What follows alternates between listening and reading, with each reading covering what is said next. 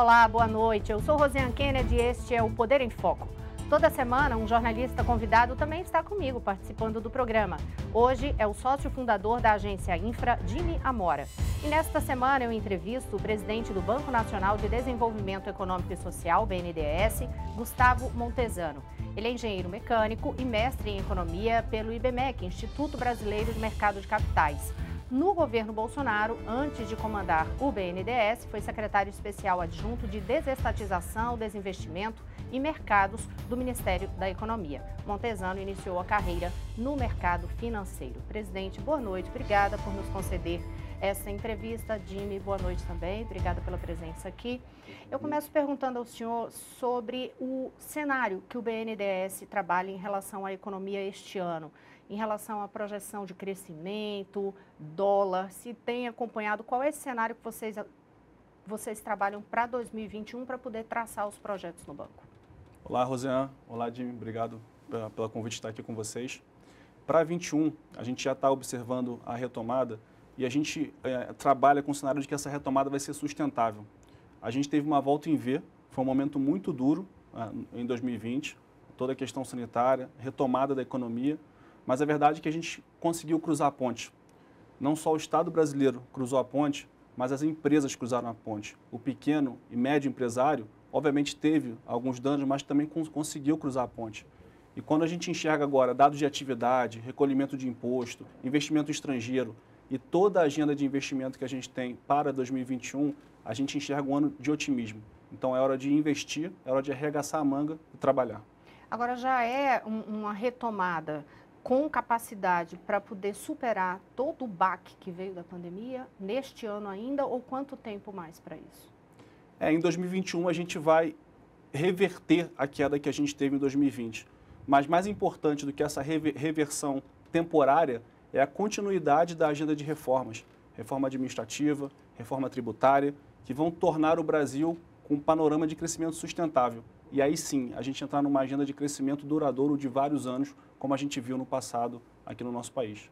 Jim? A gente tem, ao longo dos anos, não tem conseguido ter uma taxa de investimentos adequada para um país do tamanho como o nosso, né? Vocês acham que essa retomada pode deixar essa taxa de investimento, botar ela num outro nível, num outro patamar a partir de agora?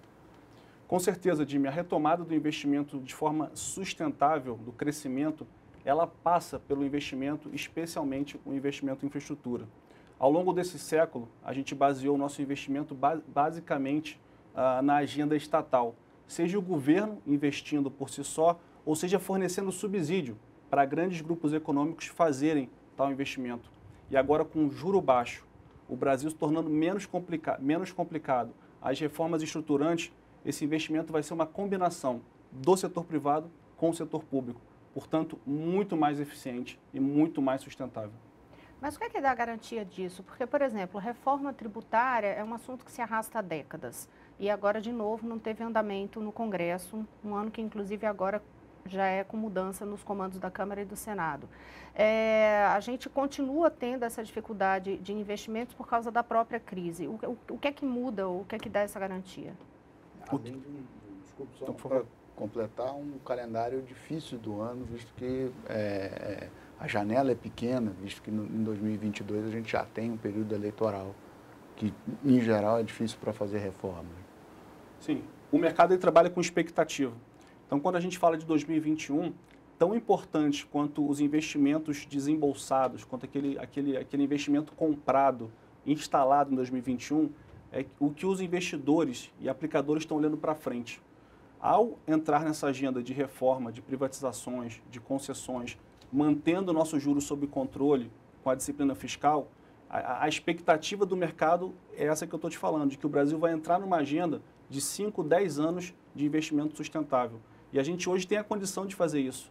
Um real desvalorizado, o que é bom para investir no Brasil, um juro baixo, o que é bom para investir no Brasil, e o Brasil passando por um processo de desregulamentação, de desburocratização, que é um ambiente perfeito para o empreendedor, seja o grande, o médio, o pequeno, é uma ótima oportunidade para todos eles investirem aqui no nosso país. Alguma estimativa de que haja alguma mudança em relação a essa questão cambial ao longo do ano, uma nova valorização do real? Tudo no mais constante, a gente espera continuar com o juro brasileiro baixo, o juro nominal baixo e o real desvalorizado. Esse real desvalorizado, ele também é bom para quem está investindo aqui no Brasil, porque fica melhor para ele levantar recurso. O Brasil fica mais competitivo em relação aos outros agentes globais. Então, se você está competindo com um americano, um europeu, um africano, um asiático, você ter um real desvalorizado é bom. E está aí o nosso agronegócio para dar o exemplo e mostrar como isso, o que acontece quando o real fica competitivo. É um novo normal para o real, esse patamar que ele está hoje. Eu não vou falar do número preciso, se é 5, alguma coisa, se é 4, mas a agenda de juro baixo e real desvalorizado é ela que vai levar a gente para o crescimento sustentável. Agora, você falou em grande competitividade, a gente está ganhando em relação ao câmbio. E outros ganhos que a nossa economia como um todo pode ter, já que a falta da competitividade, né, os problemas que a gente tem sido apontado como um dos problemas para empresas deixarem o país, ou a falta de novos investimentos em alguns setores. A principal agenda que a gente tem para tornar o Brasil mais competitivo, além do câmbio, é descomplicar o Brasil, é simplificar o Brasil, é tornar o Brasil mais acessível para o empreendedor, para o pequeno, médio, grande empreendedor. São eles que carregam o Brasil para frente. E a gente, como brasileiro, precisa admitir, o Brasil é um país complicado, é um país complexo para quem quer investir e empreender. Portanto, o lado positivo disso é que tem muito para descomplicar. E aí tem a agenda do saneamento, que a gente está vendo o efeito da descomplicação, tem a agenda do gás, tem a agenda da cabotagem, uma série de oportunidades em que você, tornando o ambiente regulatório e as leis mais simples e mais segura para quem quer investir, naturalmente esse recurso acaba vindo. Daria para apontar um fator ou quantos fatores assim para dizer, isso é o que hoje impede o país de crescer? Eu destacaria essa questão da descomplicação. Assim, a gente tinha um desafio, vamos voltar ao Brasil lá 20 anos atrás, a gente tinha um desafio inflacionário, que a gente conseguiu superar ele. Agora, mais recentemente, a gente tinha um desafio dos juros. O juro brasileiro era muito alto, 10%, 15%, 20%, agora está em 2%. A gente está superando ele com a disciplina fiscal. O próximo passo é descomplicar o Brasil, seja em regulação, normatização, agenda tributária. Quanto mais simples for o Brasil, mais o empreendedor vai criar valor, mais os empresários vão investir e mais emprego será gerado aqui no nosso país. O senhor falou em queda de juros e o banco, quando os juros eram muito altos, o banco também era muito concentrado em grandes empréstimos, né?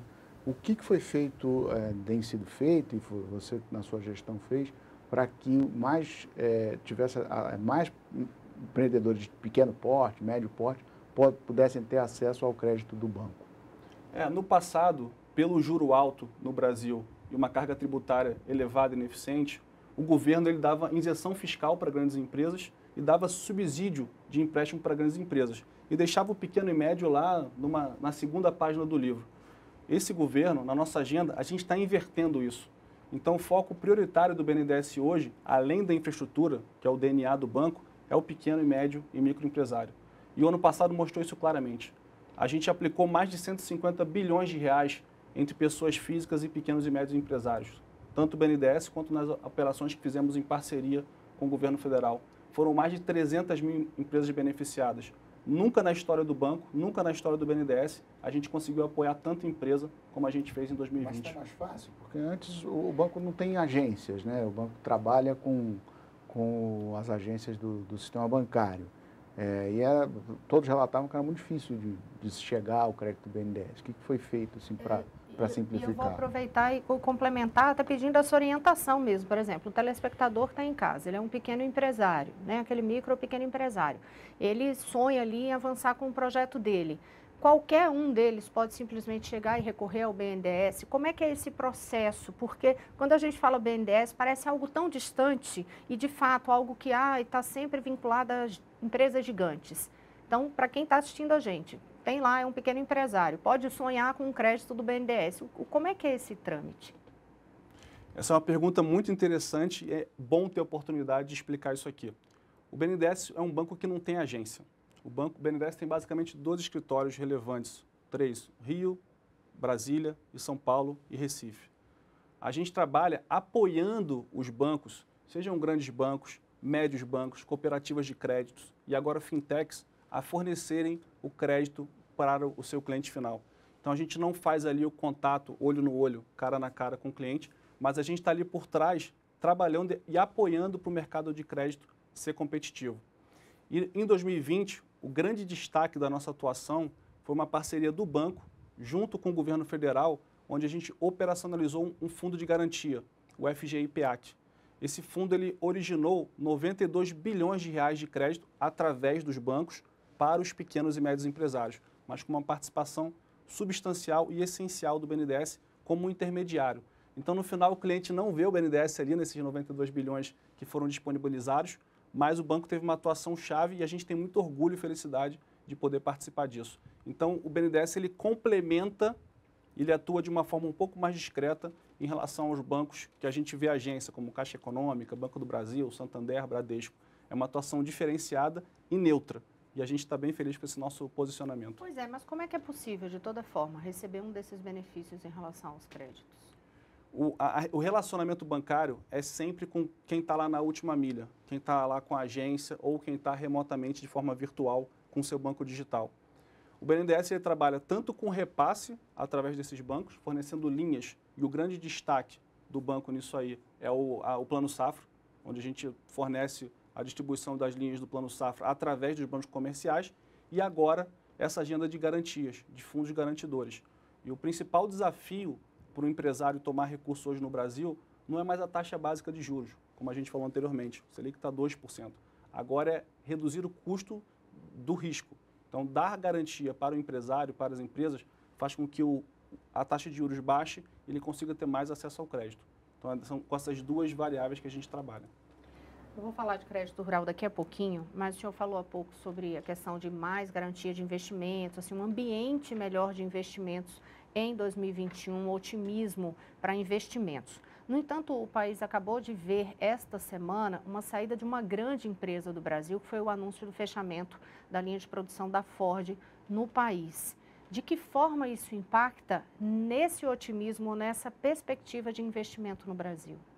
O caso específico da Ford, e a gente sempre lamenta quando algum emprego é perdido, no caso, salvo engano, foram da ordem de 5 mil empregos, ele tem que ser olhado sobre uma perspectiva global. Toda a indústria automobilística no mundo está se transformando. Se você vê a empresa mais valiosa hoje, produtora de carros no mundo, ela não fazia carros há 15, 20 anos. É a Tesla, que é uma empresa que faz carro elétrico. E ela vale múltiplas vezes todas as demais empresas somadas. A gente teve uma fusão muito relevante agora no setor automobilístico, onde as empresas estão se juntando para reduzir a quantidade de competidores no mercado. Então, você tem uma mudança tecnológica muito forte globalmente e você tem uma redução de capacidade instalada em termos globais. Isso aqui não é só no Brasil, é de forma global. E essa indústria está se transformando numa velocidade muito rápida. E assim funciona o mercado competitivo, assim funciona o mercado concorrencial.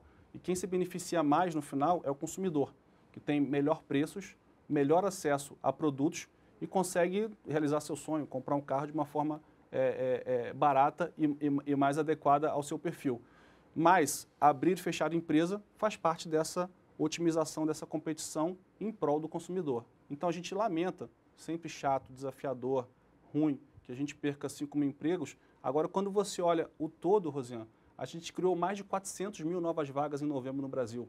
Então, assim, quando você compara 5 mil a mais de 400 mil, é ruim 5 mil, sim, mas olhando a figura total, é o Brasil se modernizando, é o Brasil andando para frente e a geração de emprego acontecendo, apesar da crise que a gente viveu. Então, não afeta, no seu entendimento, não afeta essa expectativa de investimento ver um fechamento de uma empresa dessa no país? De forma nenhuma. No contexto das empresas de automobilísticas globais, você tem uma redução da capacidade produtiva para veículos, entre aspas, tradicionais, é normal. O que a gente está vendo globalmente é uma migração dos veículos tradicionais para os veículos elétricos e uma redução da capacidade instalada global dos veículos de passageiros. A gente, nos últimos anos, a indústria automobilística recebeu dezenas de subsídios e linhas de crédito, ou subsídios, ou redução de impostos, justamente para fazer algo que você está falando que já está sendo defasado. Que política industrial que a gente pode substituir esse tipo de subsídio que parece não ter dado certo. Tem o Rota 2030, inclusive, no programa. A principal política industrial, na nossa visão, é a gente ter um juro baixo, em que o juro seja acessível para todo tipo de empresa, tanto a grande, e novamente, muito importante que a pequena também tenha acesso a esse juro, ter uma carga tributária adequada e um Brasil descomplicado, um Brasil simples para o empreendedor. Neste ambiente, a inovação acontece, as novas tecnologias surgem. E o mundo hoje é um mundo de quem tem a nova tecnologia, de quem cria o novo, o que ainda não existe. E, de novo, esse exemplo da Tesla é um ótimo exemplo para isso. Uma empresa que até 15 anos atrás sequer existia, hoje ela vale mais do que todas as demais produtoras de automóveis globais somadas. Em relação ao setor de automóveis, tem investimentos bilionários, né, de 2020, do ano 2000 até agora, nesse setor de automóveis, com esses programas e também os subsídios. E tem linhas imensas de crédito do próprio BNDES para esse setor. O BNDES estava com a política correta em relação ao setor de automóveis? O BNDES não só no setor de automóveis, mas a sua política de crédito como um todo, Rosiane, era escolher grandes grupos empresariais, esquecer os pequenos e pegar subsídio, dinheiro do trabalhador brasileiro e transferir para grandes grupos econômicos para que eles fossem competitivos. E essa é uma política completamente equivocada, porque você tira dos pobres para dar para os ricos. Em vez de você ter uma disciplina fiscal, descomplicar o Brasil, fazer uma reforma da Previdência e os juros caírem, você aumenta a tributação e tira do pobre e dá para o rico. A gente está exatamente invertendo isso. A gente quer reduzir os juros, reduzir a carga tributária e poder democratizar e dar acesso a todo mundo a essa melhoria da condição do Brasil. Foi uma política completamente equivocada no passado e a gente viu a crise econômica que a gente viveu depois pagando essa conta. Em relação a valores, eu tenho aqui, foram dados divulgados pela imprensa, por exemplo, no caso da Ford, teria recebido mais de 3,5 bilhões do ano 2000 até agora, em linhas de financiamento. Não sei se eu não tenho o número de cabeça aqui, mas faz sentido a ordem de grandeza. Tá? E tinha, especificamente, ainda tem na ordem de 335 milhões de reais em investimentos que foram recebidos pela Ford, que ainda estão em linhas de crédito aí com o BNDES. Em relação a esses recursos que ainda estão nesses contratos, o que é que o BNDES pretende fazer? Porque aí sai a fábrica, e aí justifica continuar com esse investimento que foi aplicado lá? O que é que pode ser feito? Nesse momento, exatamente, a gente está pedindo esclarecimentos formais à Ford para entender os movimentos dela e quais impactos que isso vão ter no nosso contrato de crédito vigente atualmente. O contrato que a gente tem hoje, ele foi desembolsado perto de 2017, na ordem de 350 milhões de reais. Então, a gente está avaliando para entender no detalhe, juridicamente, o que é o posicionamento deles e qual o reflexo disso aí na nossa relação creditícia. Mas para um grupo como a Ford, 300 milhões de reais não é algo que vá mudar completamente a vida deles. Esses contratos, inclusive, tinham cláusulas que eram referentes à garantia de emprego. Então, isso pode ser passível, por exemplo, de questionamento jurídico agora? A gente está avaliando o detalhe dos movimentos dele, o que a gente sabe é pela imprensa, e eles respondendo para a gente vai se manifestar. Mas no limite, a gente vai exigir o repagamento do empréstimo, enfim, mas isso aí será decidido com fundamentação técnica. Como é que seria isso? Para entender o que é um repagamento. Porque o pagamento, de toda forma, eu não sei qual é o prazo que vocês teriam para esse contrato especificamente. Tem duas formas de você receber o crédito antes do seu vencimento. A primeira forma é o inadimplemento. Se alguém tem um crédito e ele não é pago em dia, o banco ele pode ir ali e falar, por favor, pague integralmente o crédito, dado que Vossa Senhoria está inadimplido. A outra forma são as cláusulas contratuais. Eu empresto um dinheiro para você, desde que você faça A, B, C, D, F, Z.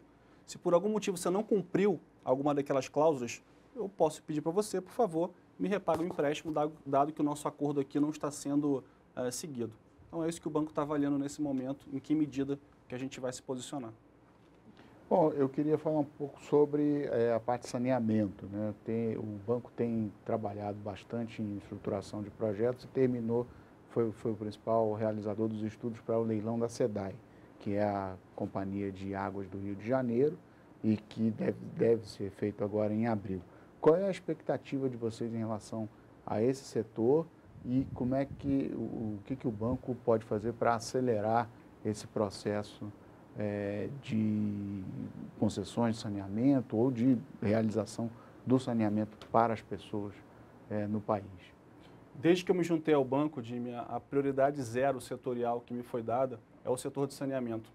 E esse setor, ele gera não só uma oportunidade de investimentos e obras no Brasil, geração de emprego por conta dessa infraestrutura, mas eu acredito que daqui a 10, 15 anos, quando a gente olhar para trás, ele será possivelmente o marco de maior redução da desigualdade social da nossa história. 100 milhões de pessoas no Brasil sem tratamento sanitário em suas casas. Isso é um absurdo. Então a gente tem que reverter essa agenda. O cidadão brasileiro foi deixado para trás ao longo de décadas na questão sanitária e agora a gente está focando todos os esforços do BNDES e do governo federal para poder reverter essa agenda tão desafiadora para quem está lá vivendo sem o esgotamento. Pode continuar. E como é que a gente está priorizando isso? O grande gargalo neste momento não é disponibilidade de recursos. Existem investidores querendo aplicar recurso no setor e está aí o leilão de Alagoas para contar essa história, o leilão de Cariacica, o leilão de Mato Grosso. A agenda que a gente realizou em 2020 está mostrando que o investidor está ali ávido para fazer investimento. O gargalo são bons projetos. Então o BNDES está aportando recurso tecnológico, recurso de conhecimento setorial para modelar projeto. O que é um bom projeto? É um orçamento de engenharia, é um bom contrato de concessão, é uma análise financeira, é entender dos investidores como é que a gente balanceia essas equações para que tenha um ativo atrativo para eles. Então a gente está modelando esses novos ativos para que eles sejam leiloados no momento oportuno. E é ali que está a nossa prioridade nesse momento. E como você citou, o grande carro-chefe deste ano, 2021, será o leilão da SEDAI. Talvez é o maior leilão de infraestrutura que a gente tem no Brasil desde a privatização. E você, como especialista, conhece até melhor do que eu, pode complementar, né? Não, de fato, é um leilão muito grande, mas a própria cidade tem tido algumas, querendo outras contrapartidas. Como é que vocês estão ajustando isso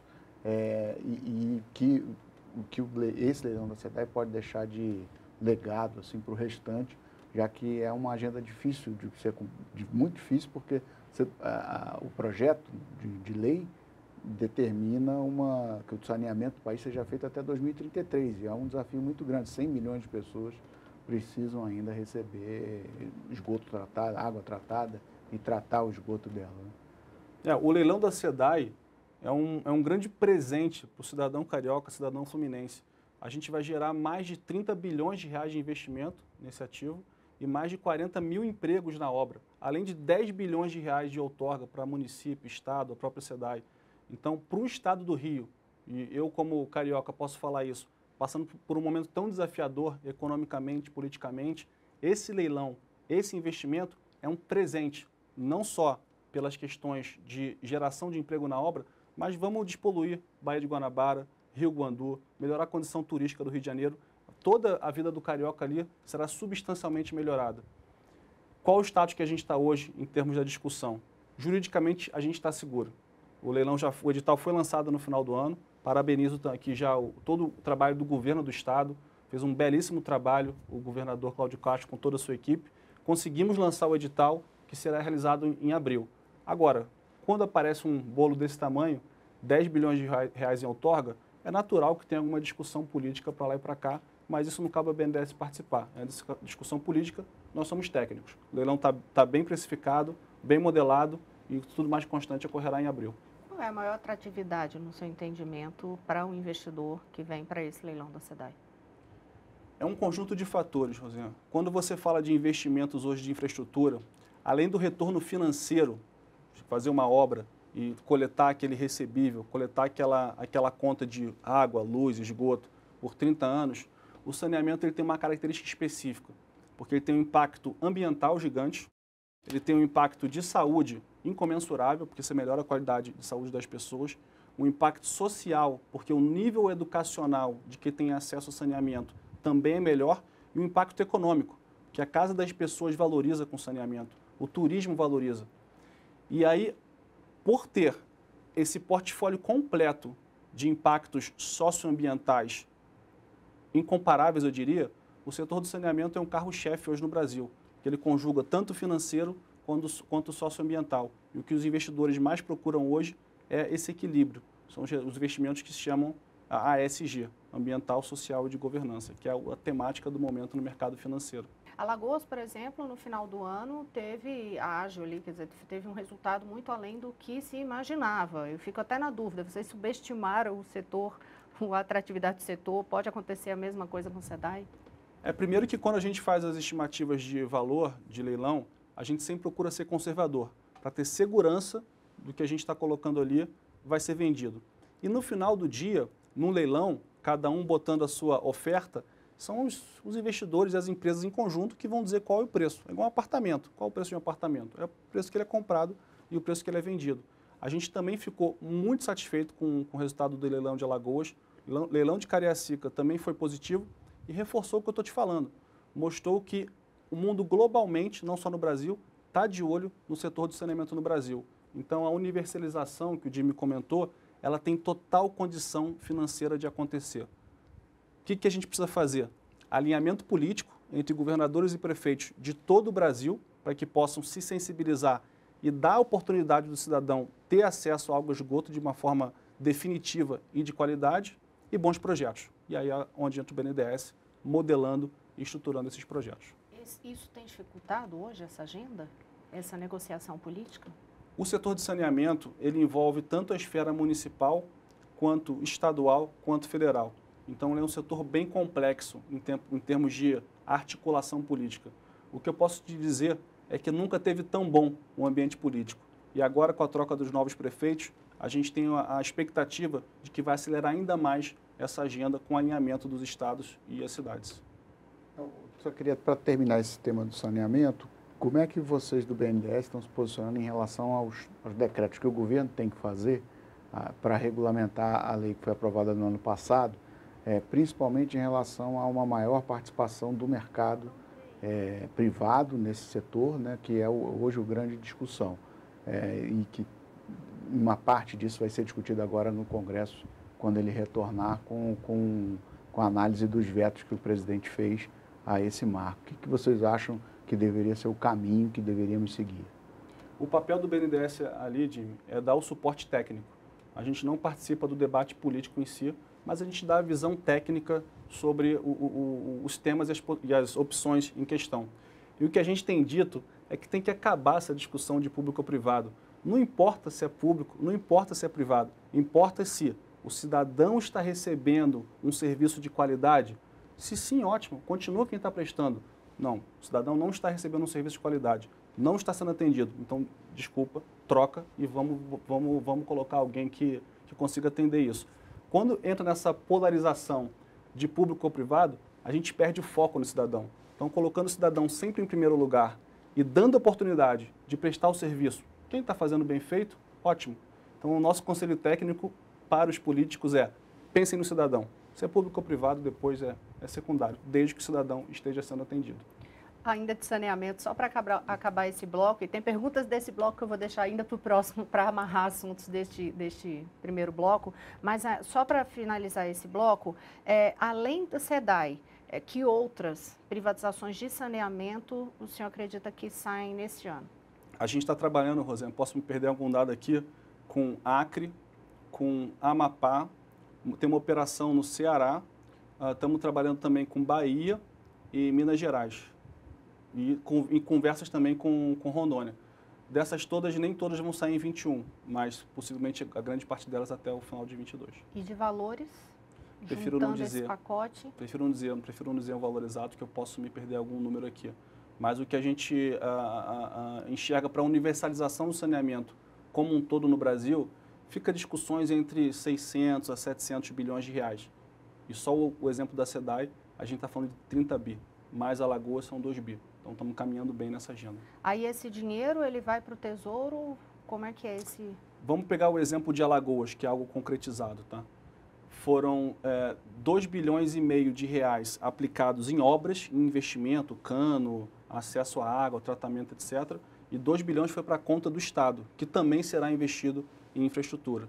Então, dependendo do valor da outorga, do valor do ágio, o Estado receberá mais ou menos. Mas o quanto é investido para o cidadão está garantido no contrato de concessão. E se não for cumprido, a gente vai trocar o operador e botar alguém que faça isso porque o cidadão tem que estar sempre em primeiro lugar.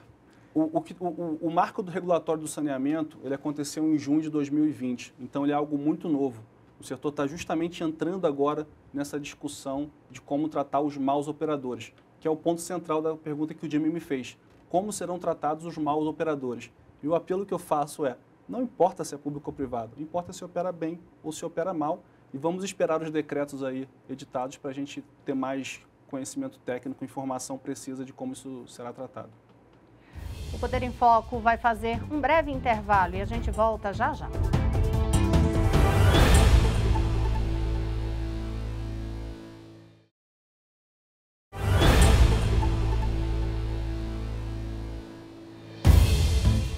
Olá, estamos de volta com o Poder em Foco e hoje eu entrevisto o presidente do BNDES, Gustavo Montesano, também participa da entrevista comigo aqui no estúdio, o jornalista, sócio fundador da agência Infra, Jimmy Amora.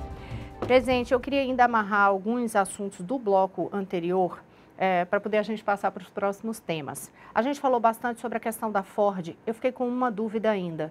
Não havia nada que o governo pudesse ter feito para impedir esse fechamento da Ford no país? Sob a ótica de financiamento, empréstimo, não havia nada que o governo poderia ter feito. Essa é a área que o BNDES atua. E te digo, subsídio de empréstimos, se houver, tem que ser para o pequeno, médio e microempresário. Para cada R$1 de suporte governamental que a gente desperdiçou no passado em subsídio para a grande empresa, se a gente tivesse direcionado isso para o herói nacional, o trabalhador lá que tem 10 empregados, 100 empregados, 200 empregados na sua empresa, a gente teria tido um retorno muito maior do que teve no passado. Então, sobre a ótica tributária ou aspectos regulatórios do setor, não há nada do meu conhecimento, mas não sou especialista. Agora, sobre a ótica financeira de empréstimo, fizemos o melhor possível e, graças a Deus, hoje o nosso foco é o pequeno, médio e microempresário. E o outro ponto que eu queria amarrar do primeiro bloco é justamente isso, sobre o pequeno e médio empresário, se vocês já têm uma estimativa em relação a linhas de crédito que vão ser oferecidas pelo banco ao longo de 2021, um total. A gente não divulgou uma estimativa oficial para 2021, mas ordem de grandeza, olhando o BNDES daqui para frente, o banco vai fazer cerca de 60 bilhões de reais por ano, dos quais metade aproximadamente para infraestrutura e metade para micro, pequeno e médio empresário de forma indireta, através dos canais bancários de parceiros. Ou seja, da ordem de 30 bilhões, um pouco mais, um pouco menos. Acho que a gente pode falar um pouco sobre o crédito rural, né? Como é que vocês estão trabalhando para o financiamento desse setor que vem crescendo muito e cada vez necessitando de mais créditos para os próximos anos? O momento que a gente vive hoje para o setor agrícola brasileiro é excepcional. O preço das commodities agrícolas estão altos, o real desvalorizado, como a gente falou anteriormente, é muito bom para esse setor e o que a gente enxerga como uma consequência disso é uma alta demanda de investimento. Então, o plano safra operado pelo BNDES agora em 2020 e 2021, ele se exauriu antes do esperado, por um bom motivo, porque o investidor agrícola, da agropecuária, está vendo retorno no seu investimento e está colocando dinheiro no campo. O que a gente fez para poder remediar essa situação, uma vez que o recurso do governo federal, isso é muito importante, do governo federal se encerrou? A gente disponibilizou recurso com capital e dinheiro próprio do BNDES, e dos quais cerca de 2 bilhões já foram desembolsados. E é um bom sinal que a atividade econômica neste segmento está super aquecida. Então, pois é, porque havia toda uma expectativa de recursos justamente para o Plano Safra 2021, mas ao mesmo tempo no início do ano já teve a questão de suspensão de 6 linhas nessa área rural. Isso, né? Então eram 6 linhas que tinham suspensão e aí ficou essa. Então vai ter dinheiro ou não vai ter dinheiro para a área rural? Dinheiro vai ter, Rosiane, só que a gente está separando em 2 dinheiros. O Plano Safra, ele é um recurso com subsídio, é o governo federal, através do BNDES, repassando o subsídio para o setor. Foram desembolsados um pouco mais de 15 bilhões de reais nesse segmento e como o recurso subsidiado, ele é finito. A gente ofertou recurso sem subsídio, recurso com linha própria do BNDES a taxas de mercado. E nessa linha já foram desembolsados quase 2 bilhões de reais, sinal que mesmo sem subsídio, O produtor rural, ele está vendo retorno no crédito e está vendo saldo positivo no seu investimento. É uma ótima notícia para o Brasil. Isso dá para comparar, por exemplo, para a gente ter uma noção, bem para quem está acompanhando a gente, esse percentual de taxa de mercado com o que é esse crédito oferecido de linha própria do BNDES, para o produtor rural ter essa noção de quão diferente ele vai pagar de juros? O dinheiro com linha própria do BNDES, ele é em média 2 pontos percentuais, 2% ao ano mais caro do que o subsidiado, que fica ali na casa de 7%, 8%, o nosso dinheiro fica na casa de 9%, 10%. Ou seja, é uma taxa que ainda assim fecha a conta para o produtor rural. Por quê? Porque o real está desvalorizado. Isso torna o nosso ativo mais competitivo a níveis globais. E é possível a gente começar a reverter esse setor, os subsídios também a esse setor, e começar que eles tenham crédito com linhas próprias, com linhas de mercado, como está sendo feito com a infraestrutura e outras áreas também que seja.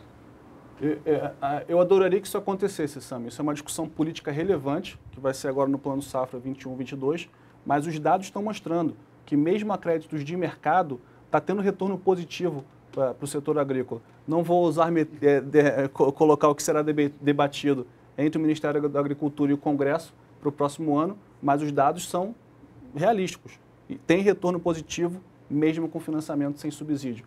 E se houver subsídio, de novo, que priorize-se o pequeno, médio e micro produtor.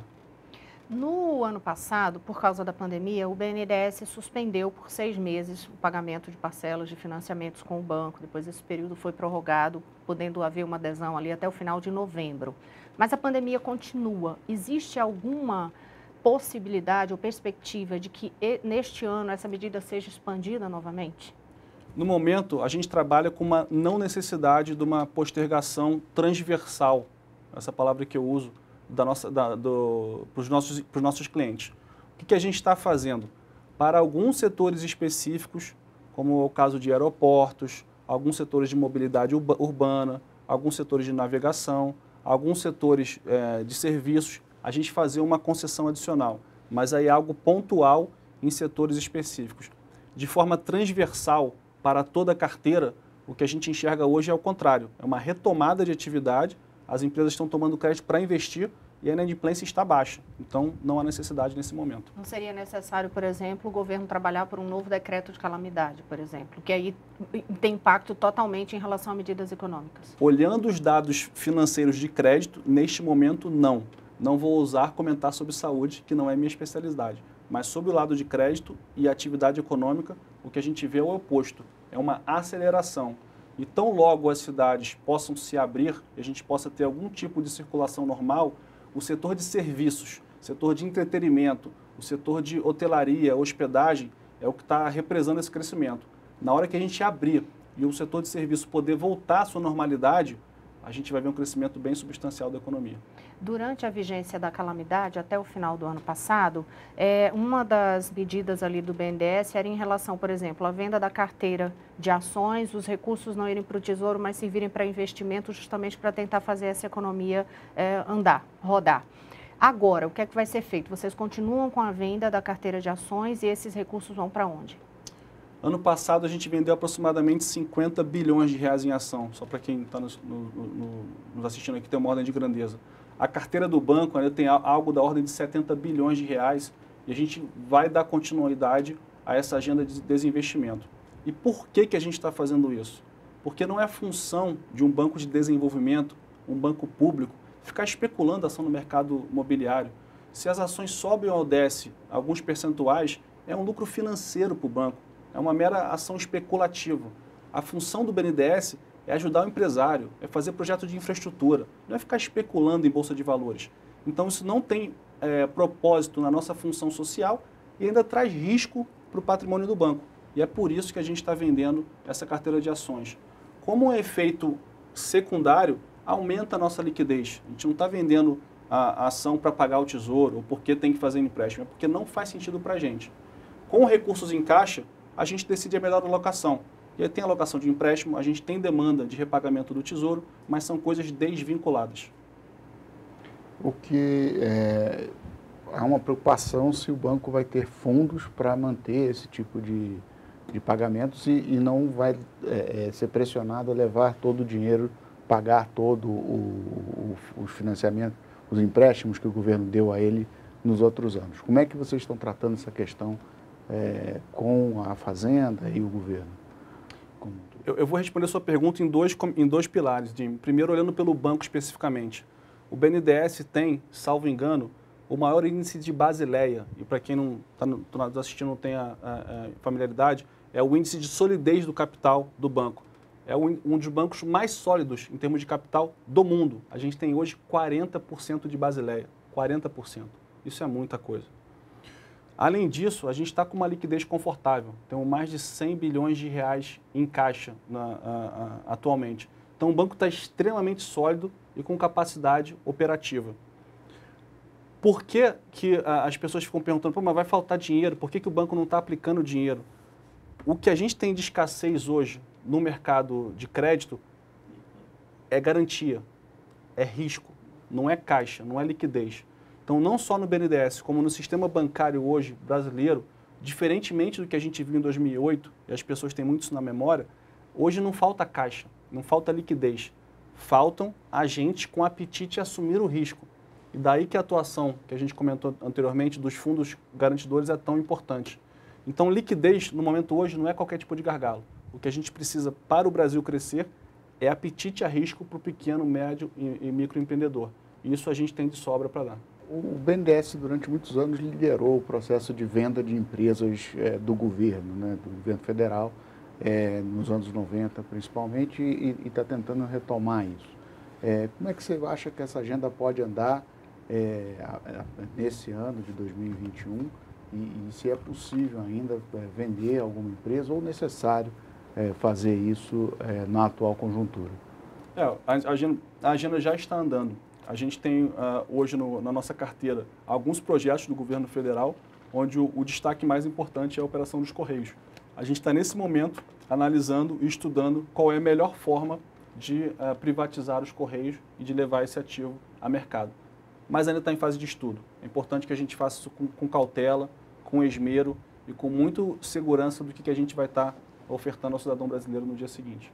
Isso, eu acho que é possível fazer isso dentro do cronograma que temos agora da política dos próximos 2 anos aí? Sim, é possível sim, é possível sim. Diria o mesmo em relação à Eletrobras? A Eletrobras é uma discussão legislativa. Então, a gente está aguardando a decisão política, tem que ser aprovado no Congresso a privatização da mesma, e tão logo isso ocorra, a gente vai estar pronto e preparado para poder executar os trabalhos de modelagem e preparação da Eletrobras vir a mercado. Mas nesse momento a gente está esperando. Uma privatização que sempre, pelo menos no campo da discussão, gera grandes debates é a questão do Banco do Brasil. E o banco vai passando agora, está no momento justamente de reestruturação. Teve esse noticiário nessa última semana sobre essa expectativa de enxugamento de pessoal. Isso seria já um dos passos para mostrar uma necessidade ou um caminho para a privatização do Banco do Brasil?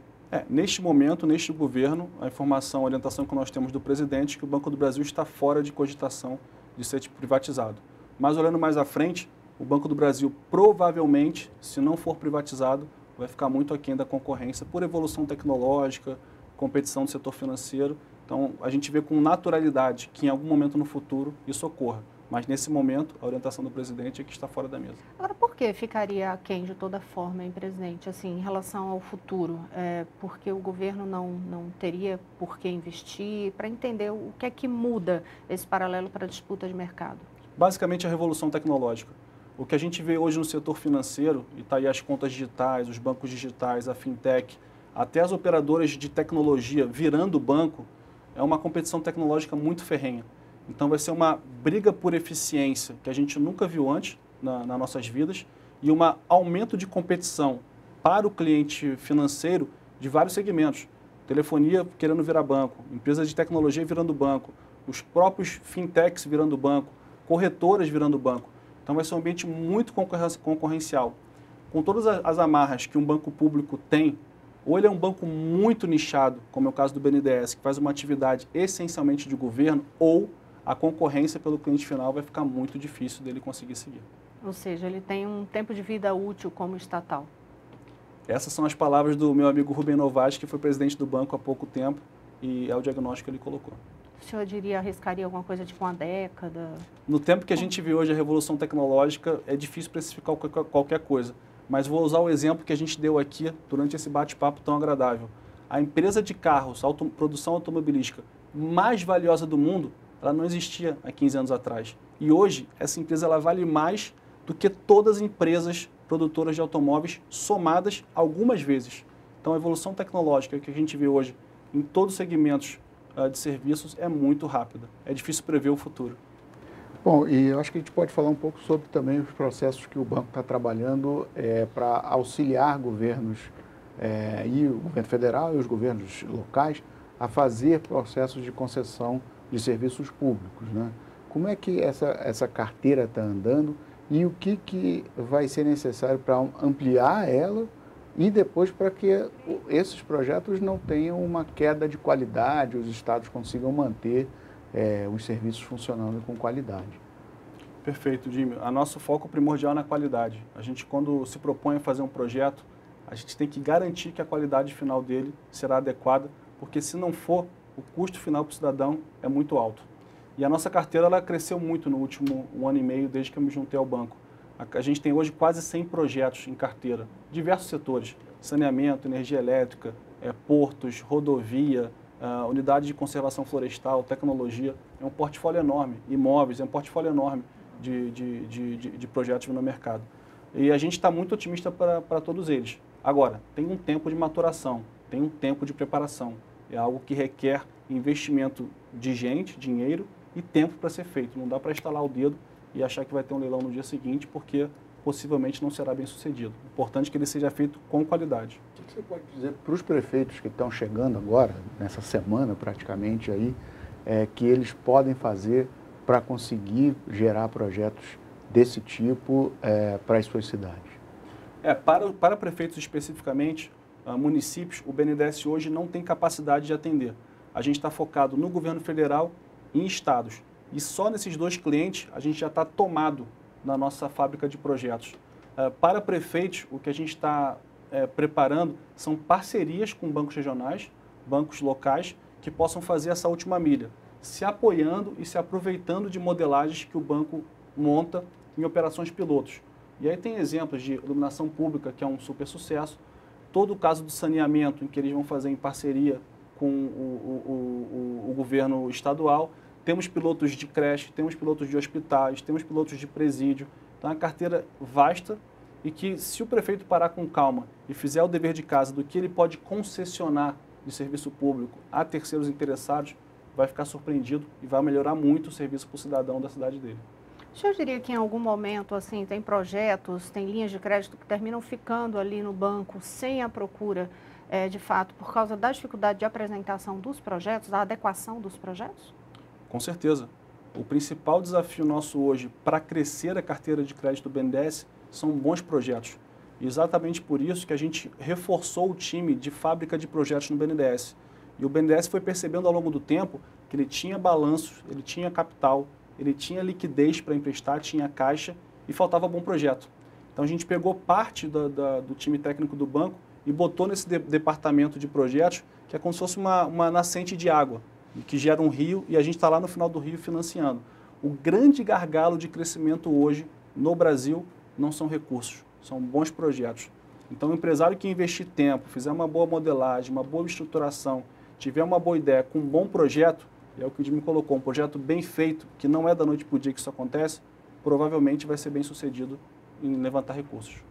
Presidente do BNDES, Gustavo Montesano, jornalista Jimmy Amora, sócio fundador da agência Infra, muito obrigada por nos conceder esta entrevista, já acabou o programa. E eu agradeço principalmente a você, telespectador, que acompanhou o programa até aqui. Aproveito para lembrar que você pode assistir a todos os episódios do Poder em Foco no canal do SBT Jornalismo no YouTube e também conferir os destaques desta entrevista no portal sbtnews.com.br. No próximo domingo, logo após o programa Silvio Santos, tem mais um Poder em Foco, sempre conversando com personalidades do ambiente do poder. Eu espero todos vocês aqui. Uma boa semana.